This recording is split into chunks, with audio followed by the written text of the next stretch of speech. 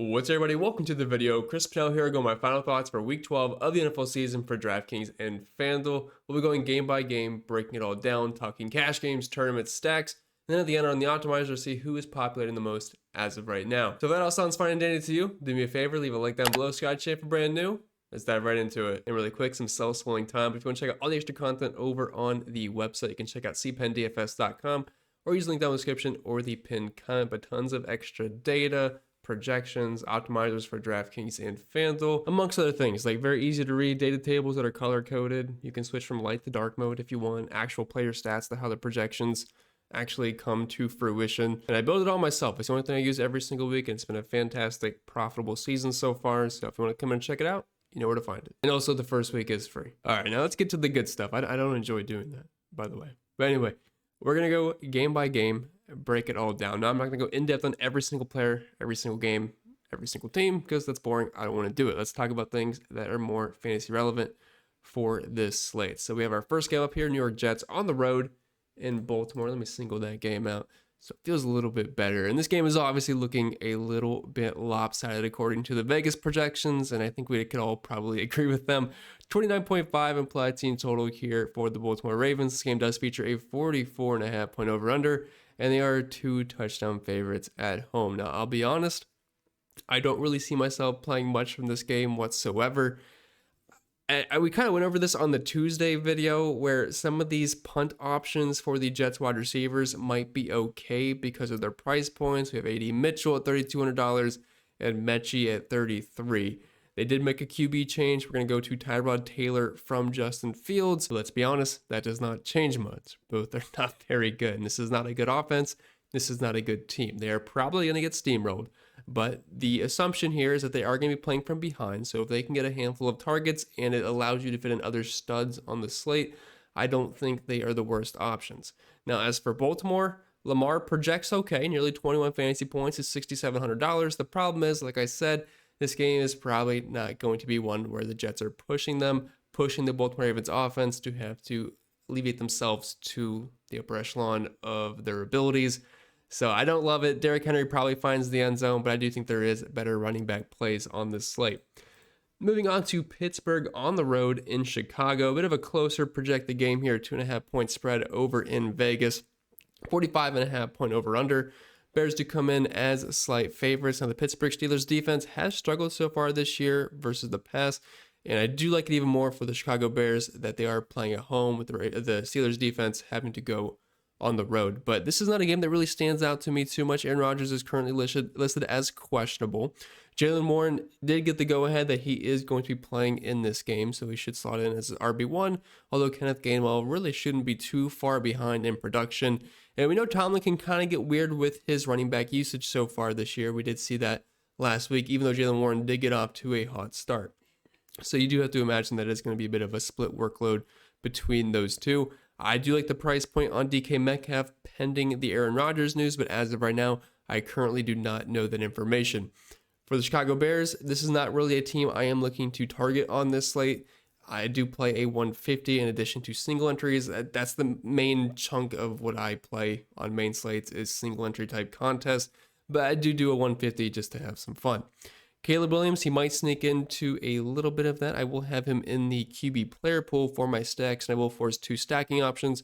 Of course, Roma Dunze, DJ Moore are going to be the ones that get populated the most. I could see Burden and Zacchaeus maybe getting popped in a little bit on those forced double stacks and the tight ends, but honestly, this is not a game I am looking to target much. Then we have a game that I actually am going to target quite a bit with the New England Patriots on the road in Cincinnati. 51.5 point over under, which I believe is leading the entire slate here. Yeah, the Indianapolis Colts and the Kansas City Chiefs are sitting at 50.5, at least from the data I am pulling in. It could be slightly different depending on what book you are looking at. And the next game is also 50.5. So 2 fun games that we're about to talk about here. But yeah, this is one I definitely want exposure to. Now, we do have a major question mark, which can definitely change some things.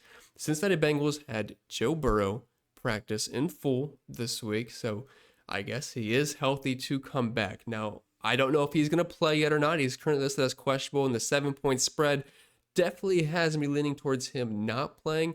With them playing on Thanksgiving on Thursday, it's going to be a quick turnaround. I think that's probably the most likely opportunity for him to see game time. So that's my assumption right now. Could I be wrong? Yes, I'm not here to make injury predictions, so I don't care if I'm right or wrong. But if I keep wanting to say Joe Flacco, two Joes here. It's really messing with my mind. If Joe Burrow is in, I mean, it's an obvious upgrade to the offense because it is Joe Burrow. Now, Joe Flacco has been no slouch for the Cincinnati Bengals, so I don't think it's going to be anything like major where T. Higgins gets a 5-point plus projection difference with Joe Burrow being in compared to Joe Flacco. So just keep that in mind. I do think the offensive projections overall for this team will be a bit similar, although I could see the Bengals total rising just a little bit.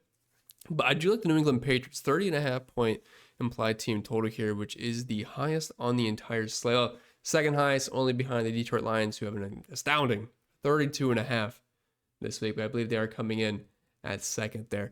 The thing is, I like Drake May. He does seem as my top optimal quarterback as of right now. It's just a little hard to know who to stack with him at times. Now, Stephon Diggs is obviously his wide receiver one. We did get news that Booty will be back in the lineup. He can be a little bit hit or miss, but we know he does have upside. Matt Collins can be the same exact way. We have Pop Douglas. There's Kyle Williams as well. I'm only showing the top four. Hunter Henry can be a bit of a red zone target. I will have plenty of Drake May exposure. I don't think he's going to be in my single entry as of right now, but I'm not 100% certain on that, so do not quote me. He does seem as my top optimal quarterback, but I do think the ownership is going to be kind of similar to what I have it as, so I'm a little bit on the fence. But Drake May stacks do look very good. This is a very beatable Bengals defense. I know they're going to be on the road, but I think it's a big deal. This game should be fairly high scoring. No Jamar Chase does kind of suck a little bit for the Bengals upside, but T. Higgins, he's in a great spot as far as just potential more opportunity. I don't think it's the easiest matchup in the world versus the New England Patriots, but his target volume, I think, should trump that. Now, his price did come up because the sites did know that Jamar Chase was getting suspended, so he had anticipation for that. I believe he was $6K flat last week, around there. He comes in at $7,100 this week, $7,500 on FanDuel, but still, I think one of the top options at the wide receiver position. Yoshi Voss, not bad at $4,100. I wouldn't mind getting some exposure there. Noah Fant does not project bad for the price point, and with Jamar Chase being out, it's not like we can just shovel all of Jamar Chase's targets straight to T. Higgins. That's not how it works. It's going to get distributed around the entire team. Now, I do think T. Higgins is definitely the main benefactor, but that could mean an extra target or two for Chase Brown. It could mean a little bit more for Yoshi Voss, even Tinsley, Charlie Jones, these scrubs. Of course, I think the key cogs here are going to be Chase Brown, T. Higgins, a little bit of Yoshi Voss, and then some of the tight ends get sprinkled in. But like I said, I do like Fant, but Mike Gesicki did practice in full this week. He's getting activated to the roster, so it sounds like he's going to be in the lineup. Kind of just muddies the waters a little bit for the tight end position for Cincinnati. Chase Brown, I am expecting to be fairly high owned on this slate. Good chance he comes in as the highest owned running back, if not one of the highest owned players on the entire slate. Like I said, just could funnel a couple more targets to Chase Brown, or maybe they lean on the run even more. But at that price point at $6,200, I like it quite a bit. Moving on to the Giants on the road in Detroit. Very lopsided game here, 12.5 point spread in Detroit's favor. I'll be honest, I love line stacks this week in tournaments. Is Jared Goff ever going to project as a top tier quarterback? Typically not. He does not run the football whatsoever. The floor can be very low for him. I mean, this is a spot where the Lions could score 40 points, and it's just all rushing touchdowns from the running backs. 2 from Montgomery, 3 from Jahmyr Gibbs, whatever it may be. Now, I'm not anticipating on that happening. I do like Goff a lot in tournaments, but I like him more on DraftKings than I do on FanDuel. I mean, for $100 more on FanDuel, I can play Patrick Mahomes. The pricing is a little bit different over there, but on DraftKings at 6K, I think it's very easy to double stack with him, with Amon-Ra St. Brown, Jameson Williams. Sam Laporta is going to be done for the season, and ever since Sam Laporta has been down, it's been fantastic for JMO. So I love the upside here. I love the matchup. New York has just been bleeding points to whether it be quarterbacks, wide receivers, running backs. I think it's a full onslaught day for Detroit. They had a horrible outing versus Philly, but they're back at home in the Dome, and Detroit's one of those teams Dan Campbell has shown when they're up, they don't let up the gas. They want to score points, and that's what I want out of my stacks. And Brock Wright, I know, is a very disappointing outing on the showdown slate, but he still has 7 targets, was running routes. I'm not that concerned about it. As for the Giants, I actually really like Jackson Dart coming into the week. I thought he could be the cash game QB at his price point. They'd be playing from behind. He ends up getting rolled out, still with a concussion, cannot clear protocol enough to have him in game action, which is unfortunate. But Jameis Winston, Yeah, I'm not really excited about anybody in the Giants here. I'm fine with run back options just because they're going to have to throw the football. Darius Slayton did not give it a go last week. He's going to be in. It'll be his first game with Jameis Winston. I don't think the upside's horrible there, but I'll be honest, it's kind of ugly overall. But if you are stacking, putting one of those guys in as a run back, I am fine with that. All right, so then we have a NFC North showdown with the Minnesota Vikings and the Green Bay Packers. I don't really see myself getting to this game. Now, there is one injury situation that could get me to this game, and it would just be one player. This is Josh Jacobs. I do not know if he's going to give it a go. I currently haven't projected it as just a full go, as you can see with the 18-point projection. If he ends up being in, I'm going to tame that down a little bit just because of the injury, and you're going to see those probably projections for the two running backs blend a little bit more. But I'm just doing a wait-and-see approach as of right now. If Josh Jacobs is out, Emmanuel Wilson ends up being one of the better point per dollar, if not the best point per dollar option at the running back position, assuming he gets the bulk of the workload, which he should if Josh Jacobs happens to be out. But based off practice reports and things I've seen, it kind of seems like Jacobs is going to try and play. At worst, it'll just be a 1 week miss and he'll play on Thanksgiving, but I just don't know. Josh Jacobs is a guy that does not like to miss time. And in the Green Bay Packers wide receiver situation, before practice today, I'm pretty sure like 5 of them were all questionable. I'm pretty sure Romeo Doubs and Christian Watson are going to be good to go. A couple of these other guys could be a bit questionable, but I'll be honest, I just don't like this game that much outside of potentially Emmanuel Wilson. Moving on to one of the games of the week, if not the game of the week. I'm excited to watch this one. We have the Indianapolis Colts on the road in KC, 50.5 over-under, which is one of the highest on the slate. It's tied with Detroit, and then, like I said, only behind the New England Patriots and the Cincinnati Bengals. But this is a huge game, especially for KC. Dropped a big one. Divisional opponent on the road in Denver last week, and the record is not what we are used to seeing out of the Kansas City Chiefs. So this is one that I'm definitely looking to target them. I like Patrick Mahomes. I like the price on DK. I love the price on FanDuel. He's currently my favorite FanDuel quarterback as of right now. No Isaiah Pacheco this week, so it's going to be Kareem Hunt once again, and Rashard Smith. Rashee Rice is going to be one of the top wide receiver options, and of course, if you are playing Patrick Mahomes, I think you kind of just have to be tied to Rashee Rice personally. And then Travis Kelce, I do like quite a bit. So there's a decent chance on FanDuel right now. My main lineup is going to be Mahomes, Rice, and Travis Kelce, but like I said, I don't want to make lineup decisions on Friday. We'll let it stew a little bit and see what ends up happening, but they're definitely near the very top of my list of who I want to play. And then anybody on the Colts would be fine as a run back. Of course, Jonathan Taylor's not really a run back option because of his price point, $10,000 on FanDuel, $10K on DraftKings. I mean, he is amazing. This is no slight to Jonathan Taylor. He's incredible. He deserves that price tag. But this is not really the spot I want to do it on the road in KC. There's definitely better spots, I think, to play a 10K Jonathan Taylor. This is not really the one for me. And I just realized I completely did not talk about Jahmyr Gibbs. He's my favorite spend up running back on the entire slate this week. I talked about the touchdown upside for them, but yes, I love Jahmyr Gibbs. So do not get that twisted. He is definitely my favorite cash game spend up option at the position. I don't really like the Indianapolis Colts stacks very much. I'm mainly just picking them as potential run back options, but I do like the Kansas City Chiefs quite a bit.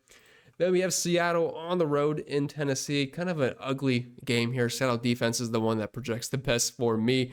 Torrey Horton is going to be out for Seattle. Other than that, it's basically just everybody that we are used to. And Shaheed is not his first game after the trade, but he's only been here a few games.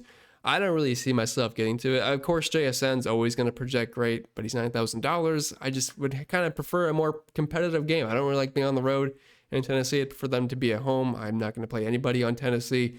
They have no Calvin Ridley. They have no rookie wide receiver. It's a pretty ugly situation if you look at their wide receiver. I mean, James Prochet, I haven't heard that name in quite some time since he has been on Baltimore. So it's basically a bit of a pass game for me. Could Sam Darnold have 3 touchdowns and 250 yards?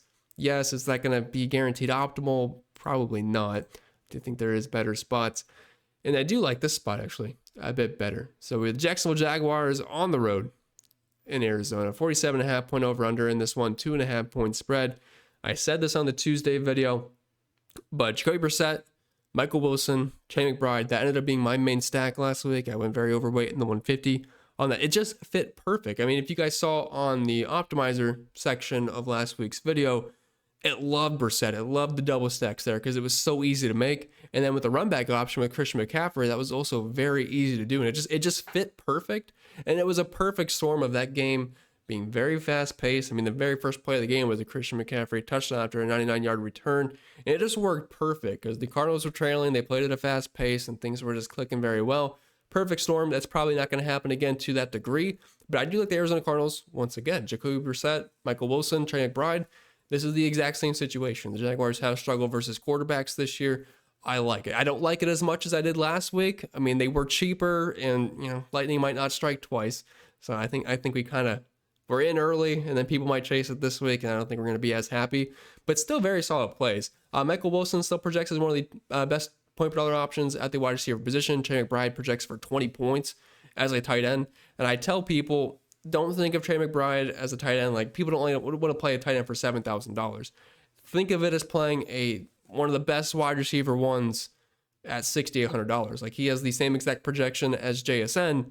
JSN's $9,000. We're getting Trey McBride in the $6K range. So think of it that way. Still an elite option. Of course, you're going to have to punt somewhere else, but I do think it's worth it because of the extreme advantage he gives you at the tight end position. Like, he is projected, I believe, around 5 to 6 more points than anybody else at the position.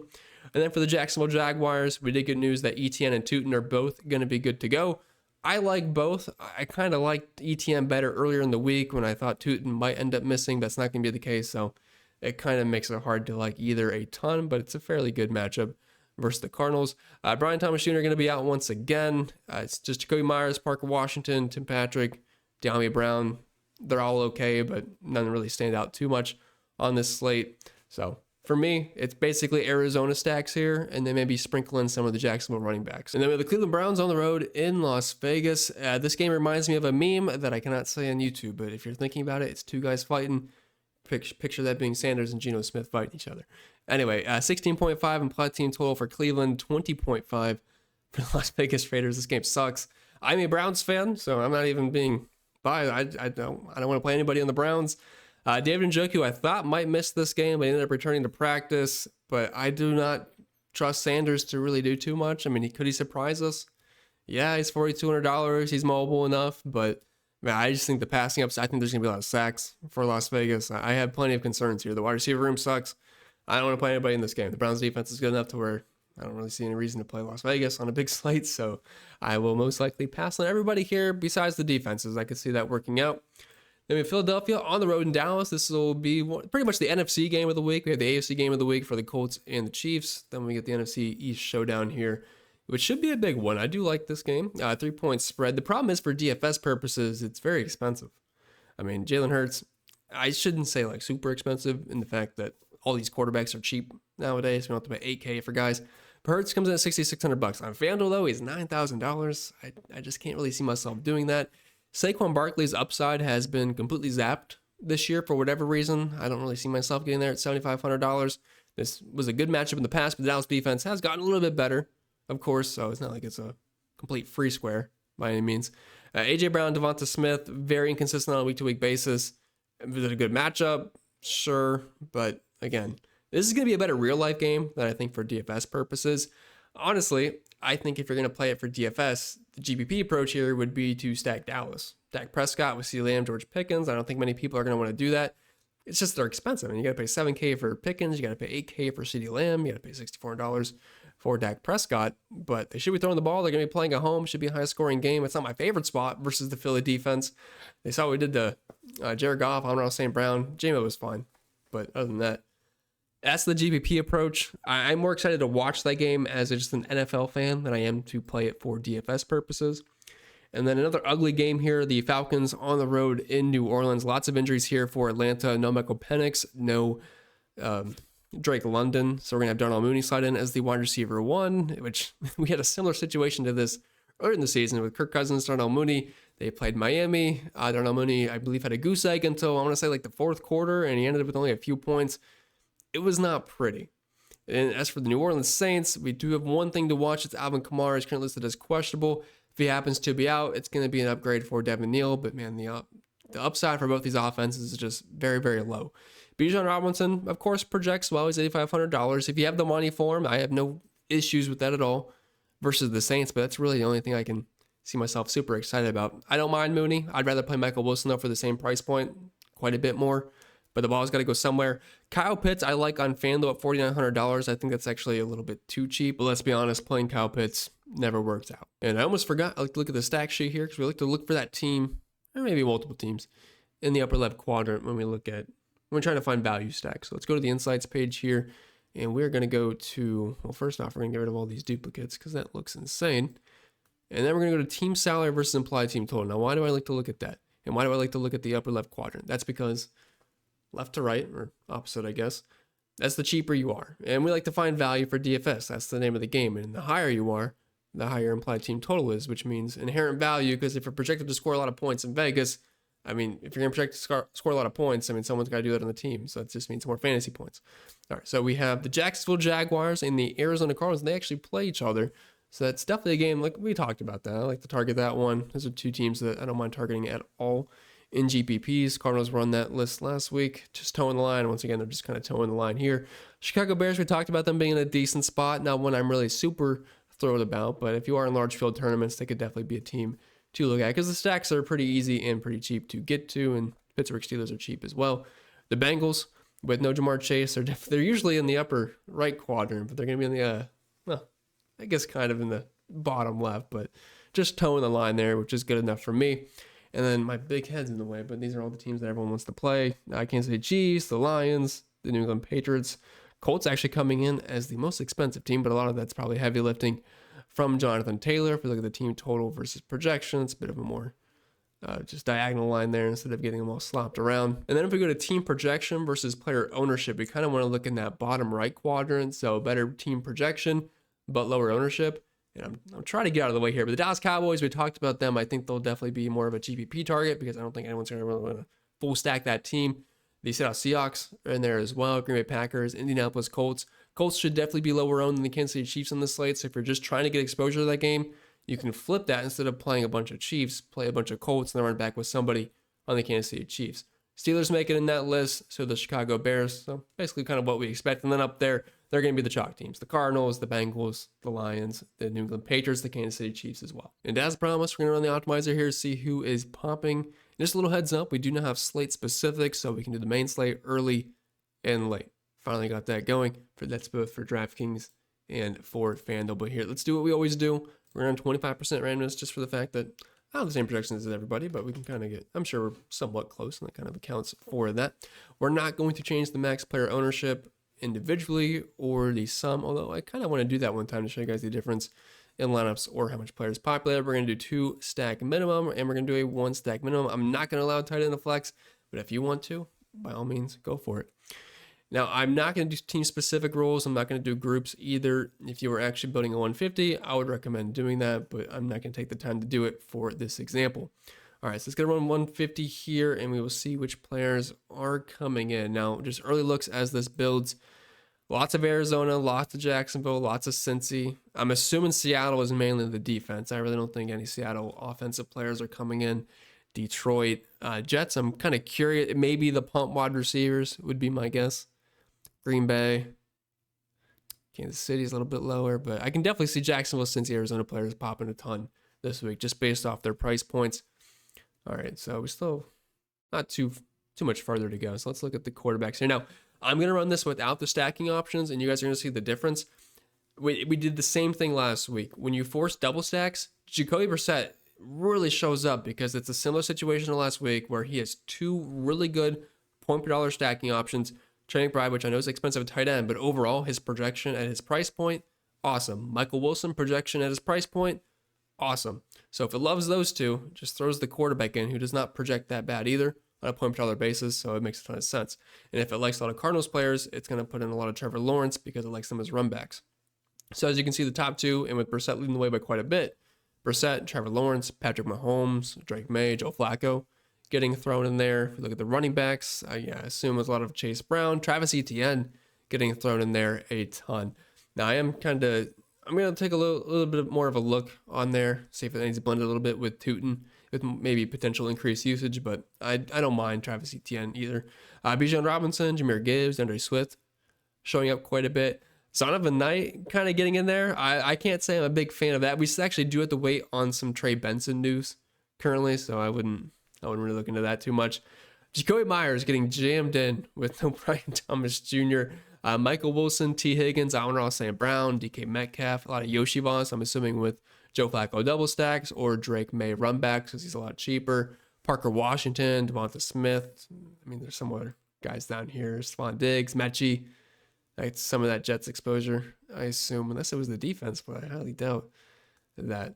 All right, tight end, I'm assuming is Trey McBride, Slotfest, which 100% is. Travis Kelce, Hunter Henry, Noah Fant. I mean, that's basically the main tight ends that I like. And then for defense, Seahawks, Packers. That explains the Packers exposure. Browns defense, Jets defense getting thrown in there. I'm assuming they're like the mid-price. That can be the only thing I would think of. So I'm not really too surprised with that. That's a lot of Jacoby Myers. I have to double check the project, but I believe we only had him for like around 11, 12 points. But with us forcing a run back option, I guess he would probably be the best choice with that.